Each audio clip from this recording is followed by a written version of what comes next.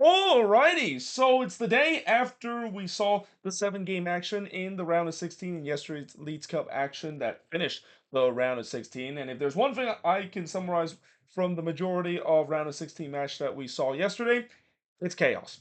It was absolute chaos in terms of almost all of these games. Pretty much all of these games except for one had some crazy kind of headlines that happened, and that even include the one that I'm not going to talk about, and I'm just going to talk about this right now, which is the game between Cruz Azul versus Mazatlan, where Mazatlan shocked everybody by leading 2-0, only for Cruz Azul to come back and score a late equalizer to send into a PK shootout. But then they decided to do a Cruz Azul in the PK shootout, missing 3 out of the 4 PKs, including missing the most crucial one in round number 4. And yeah, talk about Cruz Azul with this incredible comeback, only to fall short because again, that's kind of what their DNA is, and that's kind of what they know for in Liga MX. But besides that, again, just absolute chaos in some of these games. And really, there's only one game that there wasn't actually a lot of chaos, and it's actually going to be the last game I'm gonna talk about. But we start off with the first game, and let's just dive straight into the chaos that we've seen in these games. And we start off with Cincinnati versus the Philadelphia Union. Now, I will say this.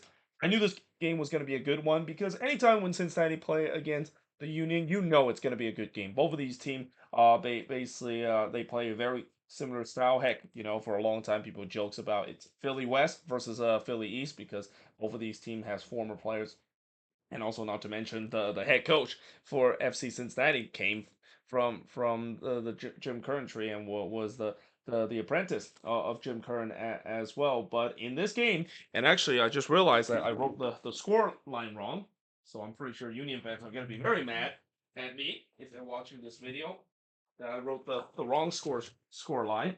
But yeah, in this game, it looked like Cincinnati did it again, where just like in the last game against NYCFC, they came back from a 2-0 deficit. It looked like all the momentum was with them. It looked like the Union were doing their typical Union thing, which is choking in big games like this, and then they decided to turn the script straight away.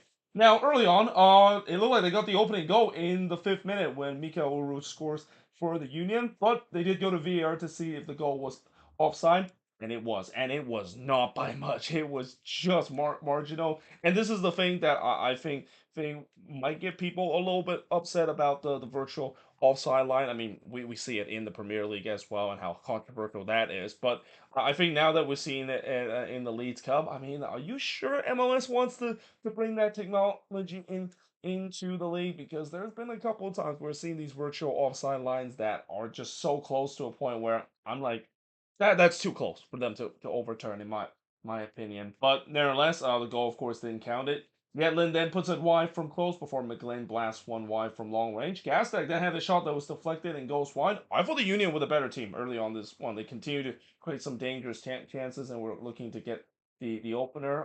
Though Kubo missed wide from close in the 29th minute, and then the post would deny him as he was in on goal. And really, after it's kind of a flat start for Cincinnati, which is something you don't usually see them do at TKO Stadium. They started to get into this game and looking for the opener. Hariel then puts it wide from long range before Blake would deny Santos in the near post in the 42nd minute. But we do head to halftime, scoreless between both of these teams. That would quickly change in the second half. In fact, it's crazy how in this 6-goal thriller, all 6 of those goals came in the second half. And it started in the 51st minute when Mikael Uru, this time he was not going to be denied by the flag. He scored from Gastek to make it 1-0 in favor of Union. 10 minutes later, another guy that is not only not going to deny by the flag, but just cannot stop scoring right now. Ty Baribo, he scored from Gastek to make it 2-0 in favor of the Union. Who would have thought that Ty Baribo is a perfect replacement for Julian Carranza? It feels like they clearly have not missed Julian Carranza with the way that Baribo has been just scoring goals every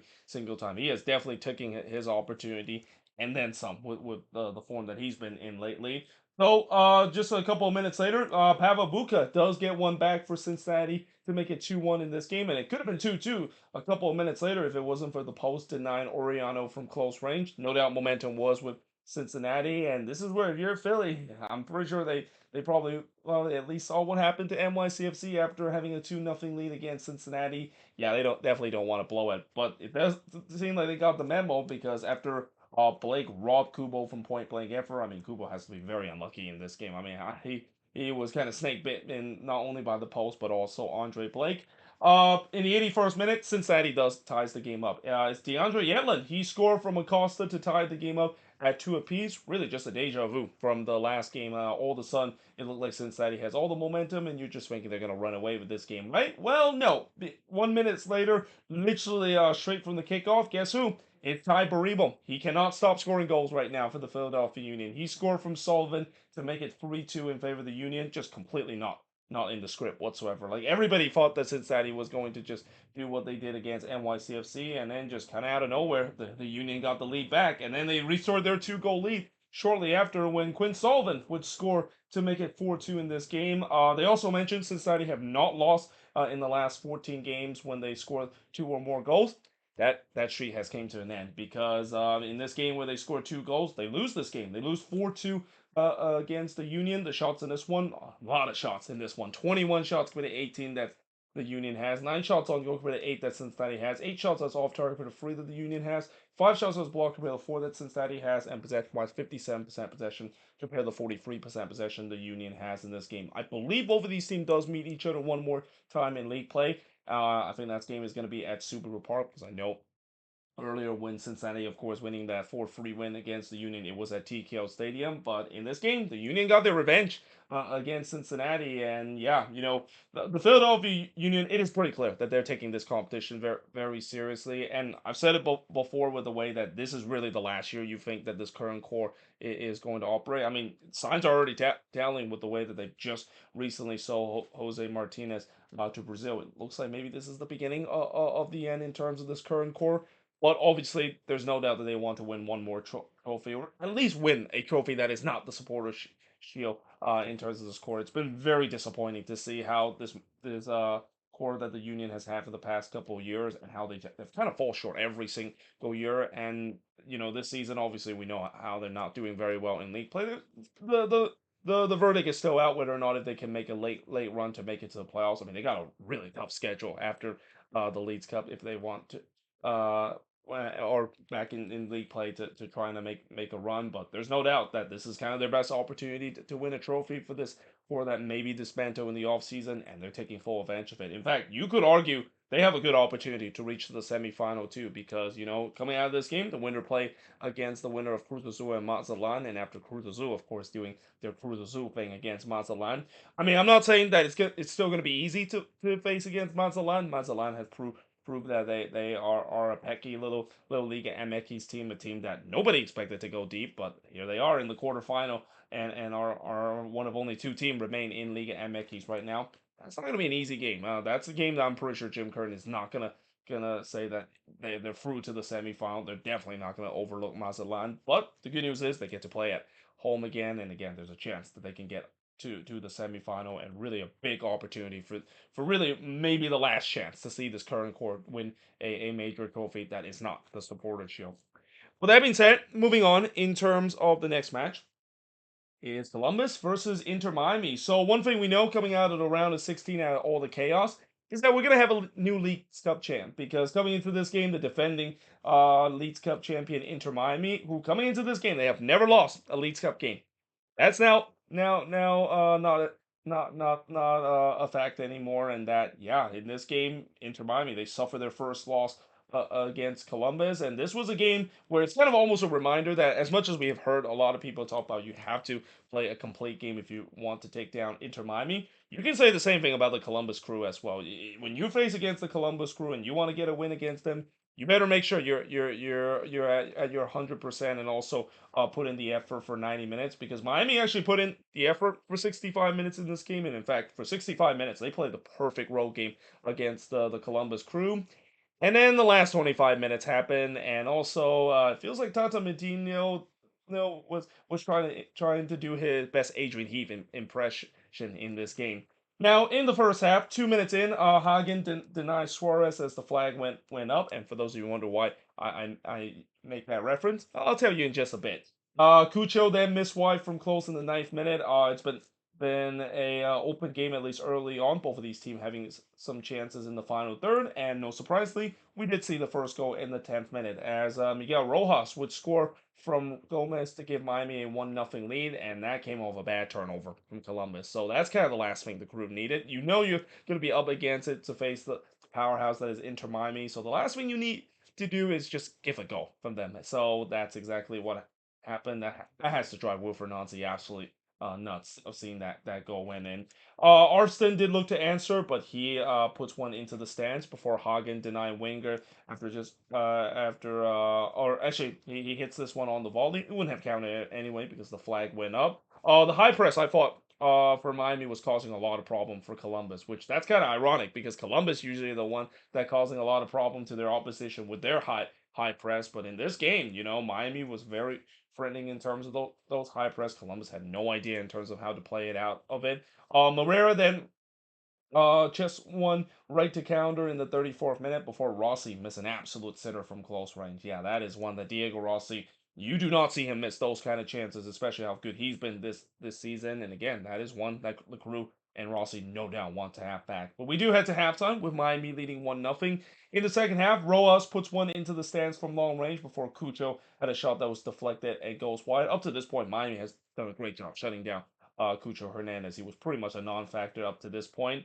But I also thought that in the second half, the crew was getting a lot of possession, and Miami seems like they were happy to sit deep with this 1-0 lead, which that feels like a very weird tactics for Tata Martino to use because you're basically playing right into the hand of Wilfred Nancy in terms of giving the crew possession because that's kind of their MO and they'll eventually find a way to break you down. Though as I said that in the 62nd minute, Diego Gomez would score the second goal from Suarez to make it 2-0 in favor of Inter Miami, and that again at that point it looked like that was going to be the backbreaker for Columbus. But Columbus, to their credit, they continue to look to try to get that opening goal themselves. Cucho did look to answer, but he hits it off the wall from the free kick. But then in the 66th minute, Ramirez would score from Arvston to pull within one in this game. And then Gomez had a chance to restore that 2-goal lead, but he missed it on the doorstep of goal. That turns out to be a very costly miss because just 2 minutes later, Diego Rossi would score from Cucho to tie the game up at two apiece. And I mean, buckle up, boys and girls, because this game is about to get crazy. And with the way that, again, one of the thing that, as I mentioned, of me making that Adrian Heath kind of impression. Casa Martino was kind of going rogue Heath mode in the second half, didn't he? He was decided to go rogue Heath mode in terms of sitting back and also not making substitution. That's kind of something that we usually see Adrian Heath does, and especially as a Minnesota fan, I've seen that so many times and how much it frustrates me. So I can't imagine if you're an Inter Miami fan how frustrating that has to be seeing a team that. Yes, I understand that some of their players don't have the legs to go full throttle in 90 minutes, but it's kind of odd that they decided to just kind of stop attacking and decided to play right into the crew's hand in terms of giving chances. And also, not to mention, if you're going to sit deep, you have to freshen up the team. And again, this team, for most of these players, is not designed to go full 90. So the fact that they decided to not make subs, and at time it looked like this Inter Miami team was absolutely gas, especially the defense. Yeah, that's a very questionable move there from Tata Martino, and rightfully so. There's no doubt that after this game, a lot of Inter Miami fans feel like Tata Martino lost this game for them with his questionable tactics and questionable substitution pattern. But that being said, in the 73rd minute, oh, there was a huge shout for a handball for Columbus that was not given, but in the 73rd minute, Matan would hit it right to counter. The momentum was clearly with Columbus. You can even feel it in the crowd. The crowd was really into it up to this point. Suarez would then blast one from long range, but then in the 80th minute, the comeback was complete as Diego Rossi would score from Farsi to give Columbus a 3-2 lead. And then after this is when Inter Miami and Tata Martino decided to make substitution, which that was a little too long, too late with the way that it seems like when this team looked like they were completely gassed at the back, and now they make the substitution after you blow a lead. I mean, again, I can definitely show some sympathy toward Inter Miami fans because as a Minnesota fan, seeing Adrian Heath does this almost every single week on the road, it's a very frustrating feeling. Calendar then had just two robbery here, robbing Ramirez and Rossi from close range, and really just that was just too casual from the Columbus crew. That should have been 4-2. And this is where I also wrote, will this chance come back to haunt Columbus? Because, when you face against Inter Miami and you're getting the chances, you have to bury them because if you don't, they're going to find ways to score a late winner. Russell Rowe then was in on goal there, but he was denied by counter in the first minute stoppage time before Gomez heads it right to Hagen despite he was wide open. And then there was a wild sequence where Tomaski and Gomez had two really big chances, but Tomaski basically whips it from close, and then Gomez had his shot that was blocked despite the fact that it looked like he did it into the empty net, and that in the end, Columbus they survive. What a comeback performance this was from the crew as they win 3-2 in this one. They knocked the defending Leeds Cup champion Inter Miami and also hand them their first ever loss in their Leeds Cup history. Shots in this one, 18 shots for the 12 that Miami has, 5 shots on goal for the 7 that Columbus had, 4 shots off target for the 3 that Miami has, 3 shots that was blocked for the 6 that Columbus had, and possession-wise, 55% possession compared to 45% possession that Miami has in this game. And there's no doubt that, as I even mentioned before with that lower bracket of how there's a lot of good teams that are still left in the bracket, and it feels like whoever is going to come out of that bracket might make it all the way to the final. Well, I'm gonna say the same again, where I do think that, and especially with that part of the bracket, now some of the bigger team that Columbus could have faced, like Tigres, is out of this tournament. There could be a chance that Columbus not only make it to the semi, but they could be the favorites of making it into the final. And sorry, Union fans, but if there is a chance where if it's a Philly versus Columbus game, I think Columbus has the upper edge in terms of the talent and also the just the experience and that ability to come through it in clutch moment compared to the Union, which that's kind of been the problem for the Union. They just cannot get it over the hump. I mean, that probably would be the worst possible matchup for the Union if they do face Columbus in the semifinal, but it feels like it could be destined to happen. Though again, it's not going to be easy because they still have to play against NYCFC. Which, speaking of which, moving on in terms of the next match for NYCFC versus Tigres, this was probably one of the best wins that NYCFC has had probably since when they won the MLS Cup against the Portland Timbers a couple of years ago. Because coming into this game against the facing the almighty Tigres, a team that probably heavy favorites, if not between them and Club America, the favorites of winning Leeds Cup out of Liga MX. And it's not like Tigres didn't play well in this one. They actually played pretty well in this game. But NYCFC, one thing that we'll talk about, at least in these two games are kind of almost similar in the way that while the Liga MX team had more of the chances and at times looked like the better team, NYCFC just kind of had that bend but don't break mentality, and eventually were the more crucial side to get the 2-1 win. Now, early on in the first half, first of all, the game, of course, was played at Red Bull Arena. Apparently, Yankee Stadium was not available in this game, and same goes for Citi Field. So, again, NYCFC, of course, have to be relegated to play in their rival stadium. Don't worry, NYCFC fans, you don't have to deal with this at least for 2 more years or from 2026 and beyond once that new stadium of there will open. Now, in the first minute, Freeze would deny Cordoba from close before Guzman would rob Rodriguez from a free header in the 5th minute. It's been a fast-paced start, at least in this game. Both of these teams was pushing for the opening goal. Ibanez would head it wide from close before Freeze denying Carioca from close. But then, in the 18th minute, Pizarro would score from Carioca to give Tigres a 1-0 lead. And this is when you're thinking, well, it looks like Tigres is going to cruise their way to an easy victory, right? Well, no. That lead barely lasted 2 minutes because in the 20th minute, guess who?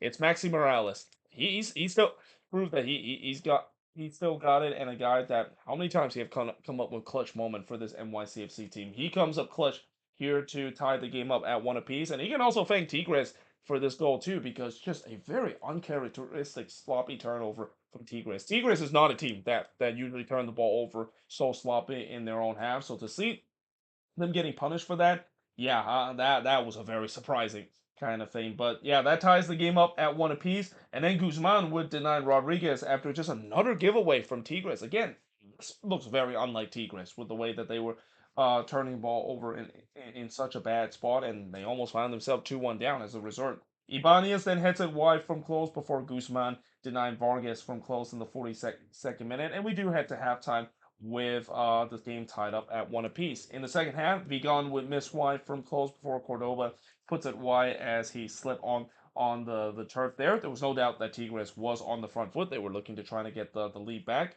Martinez would hit one into the side netting for NYCFC, and then the post would deny Herrera from point blank header in the 65th minute as NYCFC. I thought they also had a lot of problem in terms of dealing with set pieces. So while Tigres was also turning the ball over uncharacteristically, NYCFC was also uncharacteristically not doing very well in terms of set pieces. This team has always been a good set piece defending team, but in this game they were having a lot of trouble dealing with it. It doesn't matter in the end though, because in the 62nd minute, Santi Rodriguez would score for Morales to make it 2-1 in favor of NYCFC. So there you go again.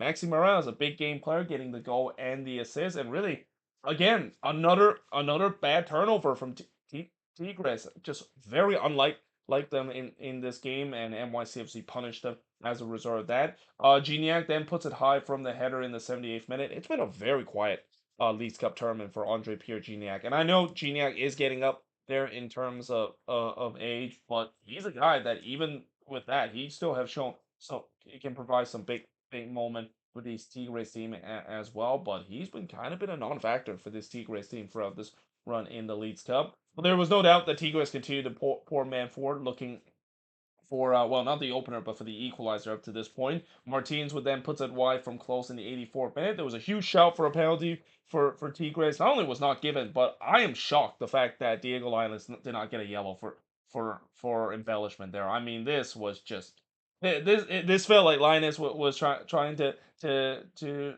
replicate what a lot of these known flopper like Neymar and even at time Ronaldo does, just kind of died and win a penalty. And I even wrote Linus decided that he decided to join the Mexican diving team in terms of it, and on as a result of that, I would give that a 1 out of 10 in terms of how bad that is. And again, probably should have been a yellow card because of that.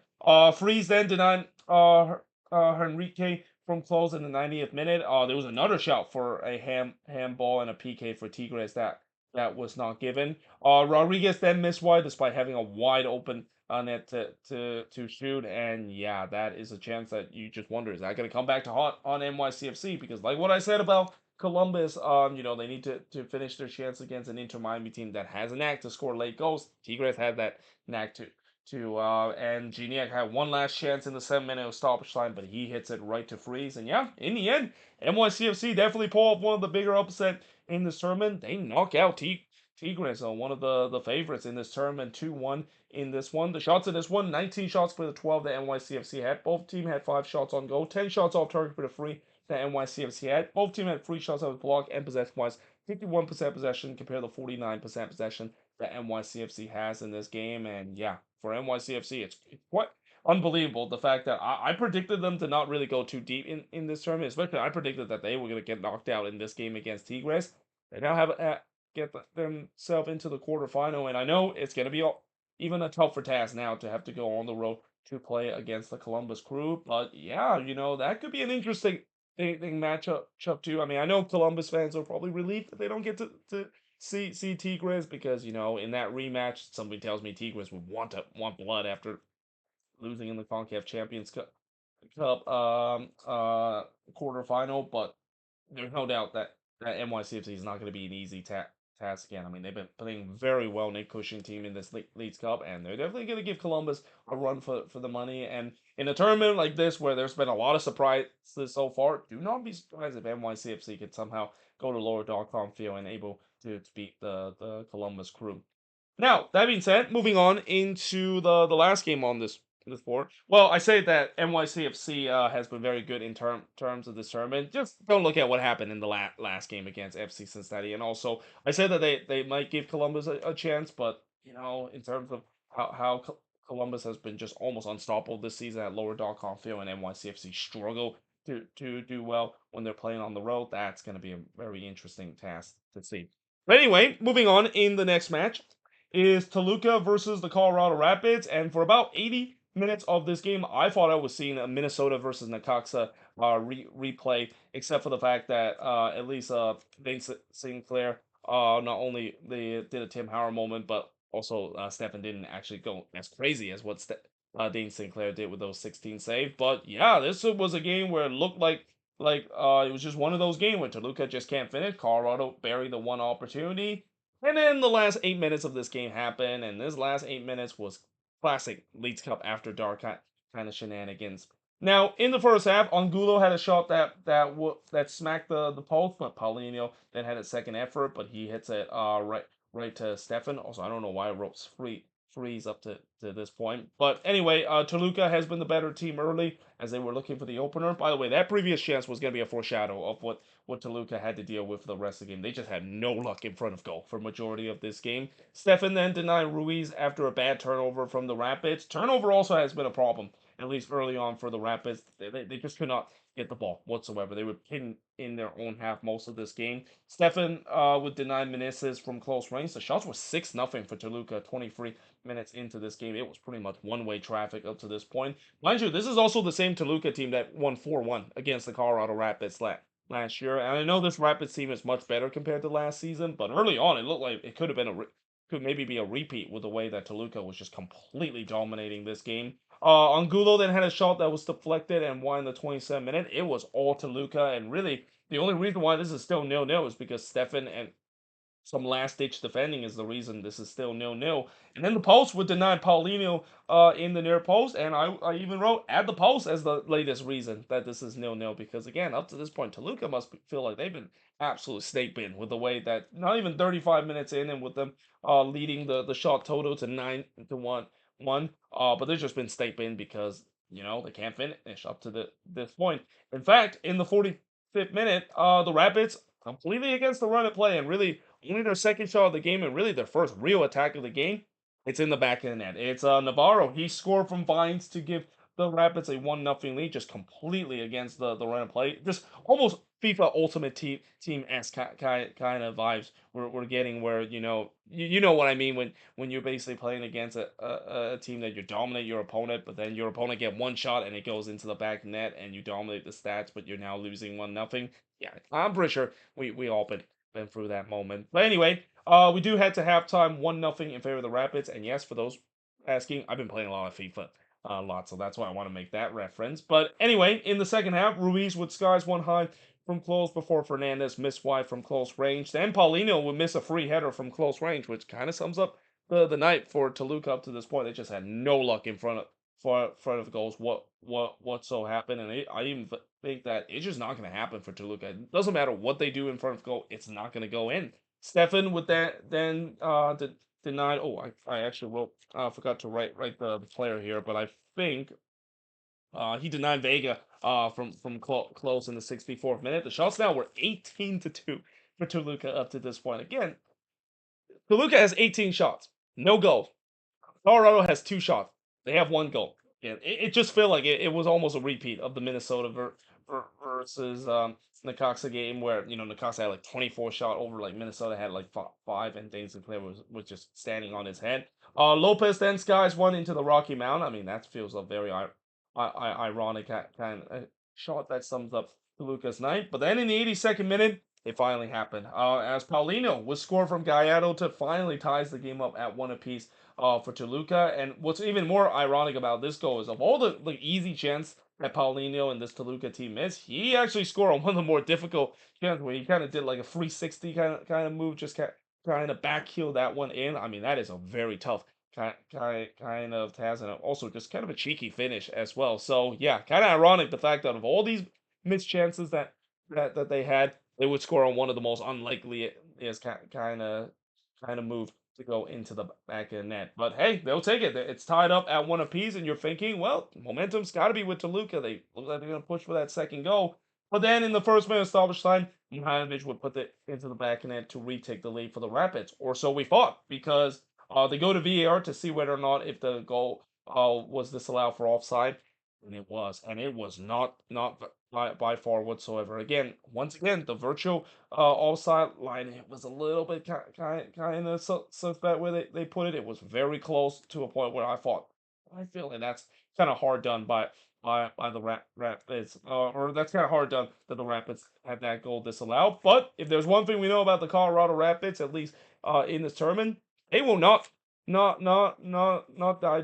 down, and they will fight to the bitter end and do some late heroics. And the latest late heroics in terms of this incredible Rapids run is Darren Yappy. Again, this is a guy that only scored one goal for the Rapids so far, and he finally ended that drought early this season. Well, he scored his second goal for the Colorado Rapids in the 5th minute of stoppage time, and really just a bad mistake there from Toluca. Just a mishap after that at the back where Mendes was the one that outstretched, and he actually poked it toward his own net. And I mean, it's always tough when you're a defender trying to cut the ball and you might accidentally poke it into your own end. And in that case, that's exactly what happened. Yappy, of course, did clean it up, making sure that one go in. I think that one probably would have gone in even if Yappy didn't touch it, but Yappy just want to make sure of it. And yeah, again, pretty much almost against all odds in this one. Colorado Rapids, they win this one. They knock out Toluca in this game, despite the fact that they got outshot 21-4 in this game by Toluca. But the big story of this game, of course, is the lack of finishing for Toluca. And yeah, 6 shots on goal. 6 of those 21 shots was on goal in this one compared to just 2 that the Rapids had. 1 shot's off target compared to 9 that Toluca has. And those 2 shots on goal, both of them ends up into the back of the net. 2 shots that was blocked for the 1 that the Rapids had, and possession-wise, 63% possession compared to 37% possession the Colorado Rapids has in this game. And with this win, the Rapids, of course, they now have to face against even a more tougher, daunting task, which is Club America. But with all these late heroics that the Rapids had, and this never say die mentality, who to say that they could come in to Dignity Health Sports Park against the team that is heavily favorites now, probably really now the favorite between them and Columbus of winning this tournament to move on into the final, potentially win this competition. Who will say the Colorado Rapids might not provide another shock or two in that game. But that being said, moving on, and actually I am gonna switch boards right now because we're gonna look at the last two games of this board. And looking at these last two games on the board, we have Club America versus St. Louis. So as I mentioned, Club America, they move on into the next round to face against the Colorado Rapids, but they definitely had to work for it in this game. And I gotta say, for St. Louis, oh man, they almost pulled this one off. They almost pull one off and almost gave a lot of Liga MX fans a lot of memes and kind of celebration out of all the other teams, because obviously we know if there's one thing you want to know about Club America, they're the most hated team right now in Liga MX, and all the Liga MX fans would cheer us whenever Club America lose a game, and yeah, that almost happened in this game against St. Louis, but in the end, Club America, the quality just kind of show in this one, and also not to mention there was a couple of controversial call, and also what is handball right now in terms of the game of soccer or game of football right now coming out of this game, because after this game I still don't know what is a handball, and I'm pretty sure Thomas Totland and the St. Louis team doesn't know what a handball is anymore. But in the first half, Maligan would deny Toysher as that was the game first shot. By the way, Toysher would be subbed off in this one because of injury. Hopefully, that's not a serious injury because Toysher has definitely played well in his play advertised in his short stint ever since coming from Germany and coming into the St. Louis side. America definitely had most of the possession of this game. They were dictating the game, and unsurprisingly, in the 14th minute, they would get the opening goal of this game as Rodriguez would score from Valdez to give Club America 1-0 lead, and that is Brian Rodriguez, the former LAFC player, getting the goal there for Club America, and was really just a great 1-2 combination. And with that goal, I just kind of started having flashback of when St. Louis got absolutely thrashed by Club America for nothing, and that it feels like Club America was kind of doing Man City kind of stuff in this one, and this could get ugly for St. Louis again. There was a shout for a penalty for Club America not given. America continued to dominate possession and dictate this game, as I thought this could be a long night for St. Louis. Sanchez then puts one high from long range, and then in the 37th minute, on a rare opportunity, For instance, we miss an empty net after Club America turned the ball in a bad spot here, and that is one that for instance not only wants a halfback, but if St. Louis was going to have any chance to beat Club America, that has to go into the back of the net. I mean, that has to go. You cannot waste. That is as great of an opportunity as you're going to get against Club America. And the fact that St. Louis didn't take that, I just had a feeling that yeah, this is not going to be St. Louis night. So in the third minute stoppage time, Maligan did deny Durkin from close range, but we do head to halftime with Club America leading 1-0. So in the second half, this is when things got really crazy and looked like upset alert was happening because in the 49th minute, Vasilev would score from Leuven to tie the game up at one apiece.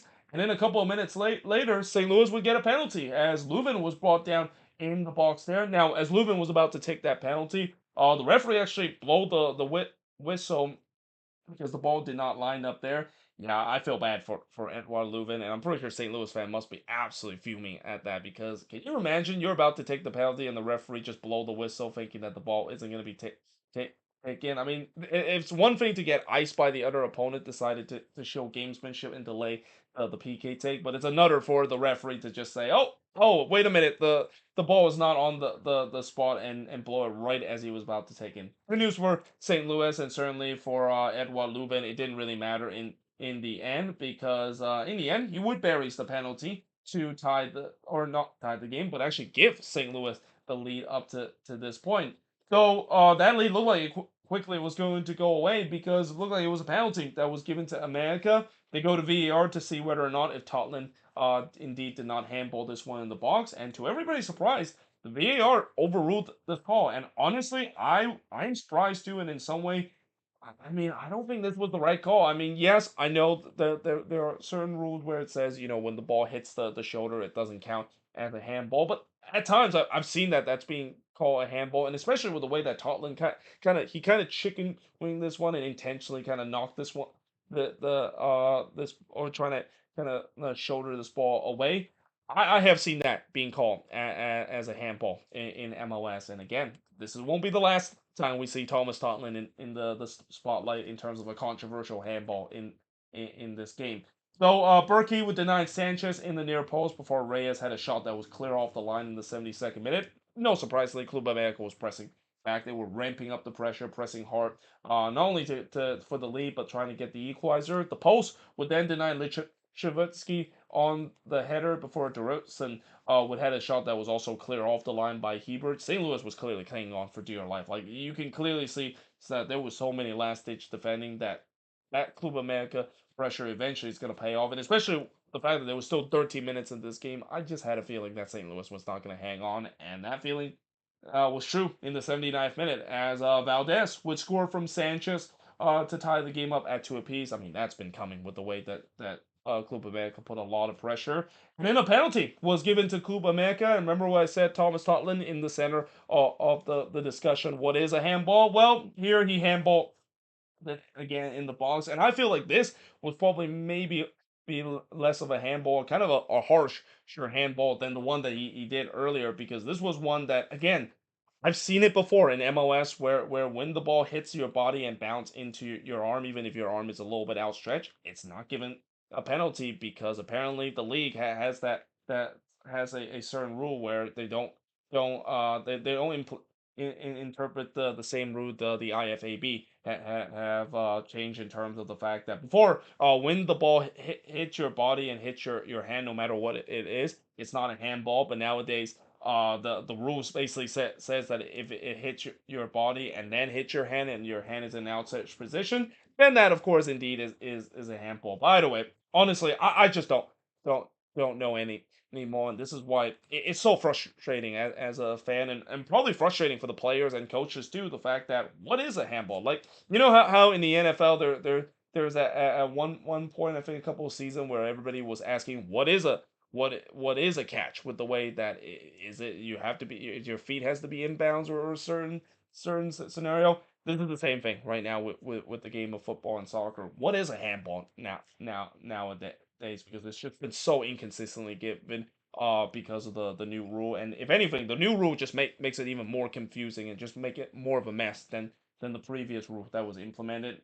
By the way, Brian Rodriguez, of course, steps up to take the penalty again, and he buries that one to make it 3-2 in favor of Club America. Leuven then hits it right to Maligan before he curls it wide from long range, and then he actually was denied by Maligan on the header as St. Louis was actually showing that never say die mentality. I mean, that's the one thing about MLS team in this tournament. They have shown a lot of say they have all sort of feel that never say die mentality in these game against Liga MX's team, but unfortunately in the end, Club America did put this game away. And to quote the hockey guy, Gary would hit the empty net here in the 8th minute of stoppage time to make it or make it 4-2 in favor of Club America. The reason why I said it's an empty net is because Berkey was up to take this corner, and I'm kind of surprised the referee just doesn't blow the whistle as soon as this ball was held by Maligan, because we're already past the stoppage time. There's really no need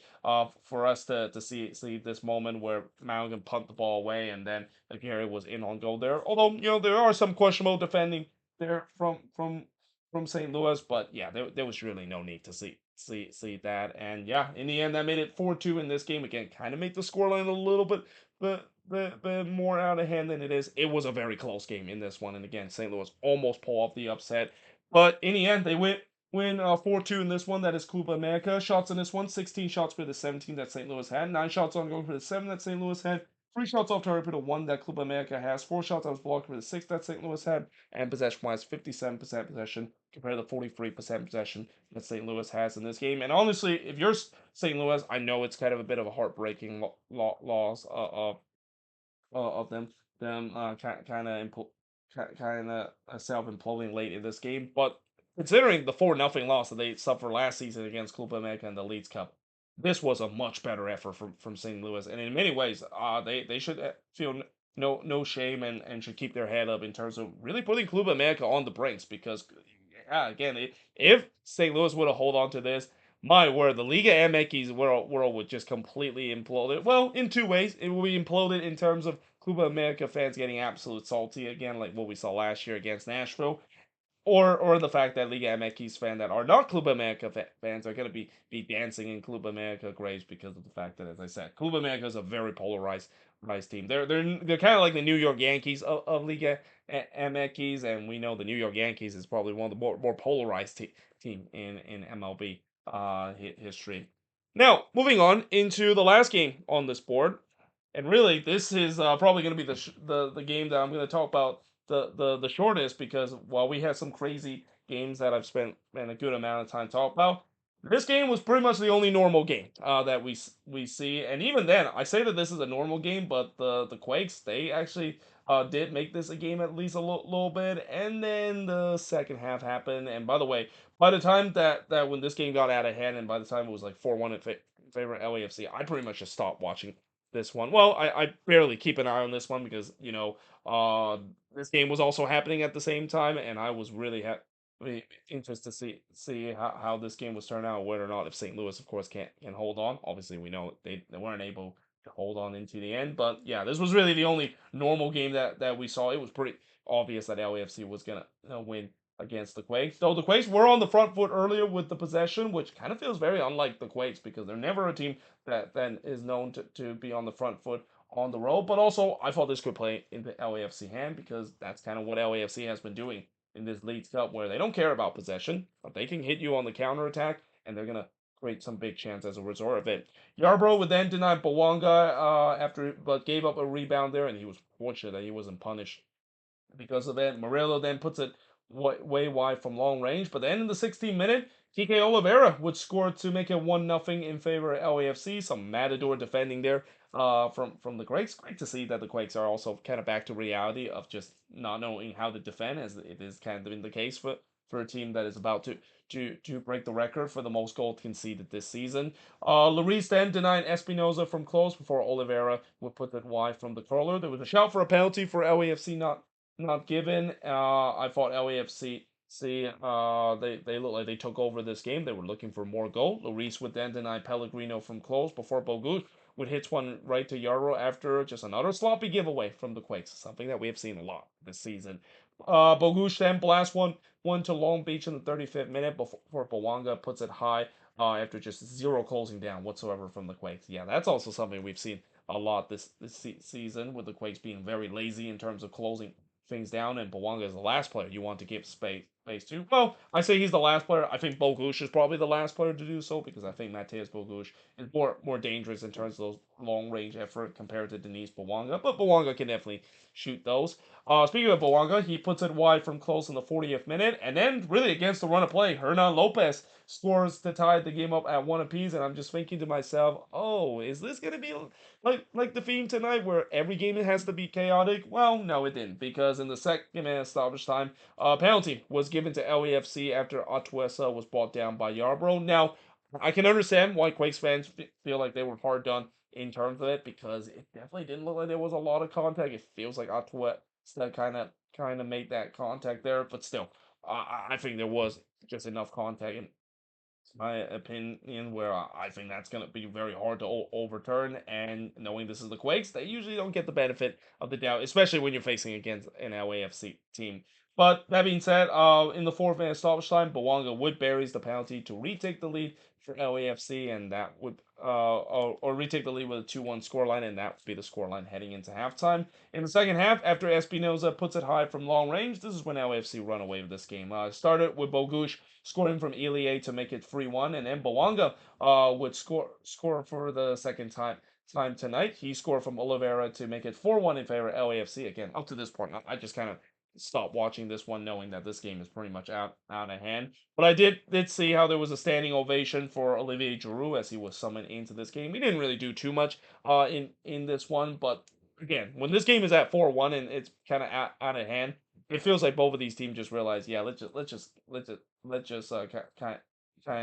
of just pass the ball around and do pretty much nothing, and just kind of see this game out. Because really, the last chance of this game came in the 73rd minute, with Bawanga puts it wide from long range. There was no shot in the final 17 minutes. It was pretty much at a pedestrian pace how the last 17 minutes go. And yeah, in the end, this was probably the only game that did not have any chaos and any crazy kind of surprises. It went according to the script, with LAFC winning 4-1 against the Quakes. The shots in this one: 15 shots for the 7 that the Quakes had, 3 shots on goal for the 6 that LAFC had, 7 shots off target for the 3 that the Quakes had, 1 shot off block for the 2 that LAFC had, and possession-wise, 51% possession compared to the 49% possession that LAFC has in this game. With this win, LAFC of course play against Seattle, which that is a matchup that I'm pretty sure both of these teams hate to see that they're facing again, because it feels like there's been so many LAFC versus Seattle game, and they're not done too, because they're going to be facing against each other in the U.S. Open Cup and in one more league game later in this season. So it's going to be interesting to see what is the latest chapter in terms of it. Obviously, I would say the LAFC would be happy that they're facing Seattle, because they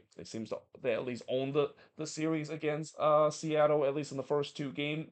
Obviously, Seattle would not be happy to see LAFC again, considering they have not been able to find an answer to beat LAFC, and especially with the way how strong LAFC has looked. I mean, I know Seattle played well against Pumas. That was probably one of the best games that they played this season.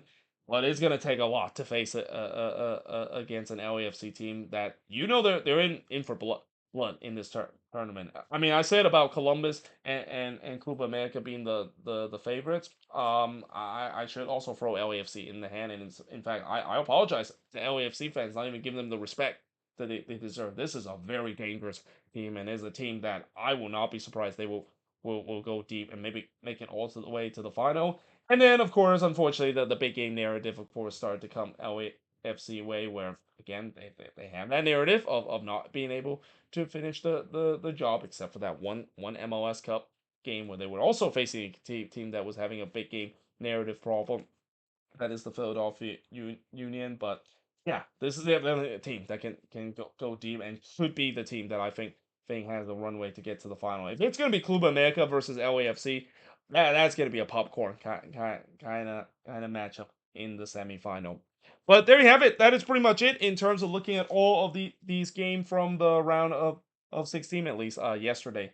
That is. We're gonna have 4 games that's gonna be happening on Saturday, and I'm glad that they're putting games on Saturday now. It just doesn't make sense, the fact that they don't put these games on the weekend. Although, saying that there has been problem when it comes to the attendance in Leeds Cup, though we will definitely discuss more of that when we do kind of like the recap in terms of this Leeds Cup once the tournament is over. But either way, hope you guys enjoy this video. If you do, make sure you guys leave a like, smash the subscribe button, let me know in the comments below what do you think of these games. And yeah, hope you guys enjoy this video, and I will see you guys next time.